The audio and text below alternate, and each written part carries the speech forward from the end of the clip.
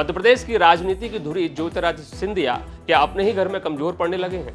ग्वालियर रियासत के महाराज कहलाने वाले सिंधिया पर क्या ग्वालियर चंबल संभाग के वोटर्स का भरोसा कम होने लगा है? दरअसल ये सवाल खड़े हो रहे हैं एबीपी न्यूज सी वोटर द्वारा किए गए एक ओपिनियन पोल की वजह से। इस ओपिनियन पोल में संभावना जताई गई है कि आगामी विधानसभा चुनाव में ग्वालियर चंबल संभाग में बीजेपी को बड़ा नुकसान हो सकता है। इस सर्वे रिपोर्ट के हिसाब से बीजेपी को ग्वालियर चंबल संभाग की 34 सीटों में से सिर्फ 7 से 11 सीटें मिलने की संभावना जताई गई है और कांग्रेस को 22 से 26 सीटें मिलने का अनुमान लगाया गया है। ओपिनियन पोल और दूसरे सर्वे रिपोर्ट में जो संकेत सामने आ रहे हैं उसके हिसाब से ग्वालियर चंबल संभाग न सिर्फ बीजेपी बल्कि सिंधिया गुट को भी यहां बड़ा नुकसान हो सकता है।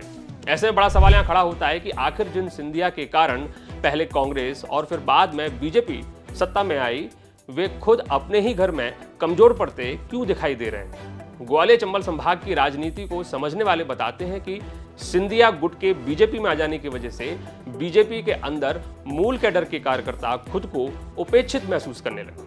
हर जगह सिंधिया गुट के नेता हावी होने लगे और बीजेपी का पुराना कार्यकर्ता खुद को पीछे जाता हुआ महसूस करने लगा।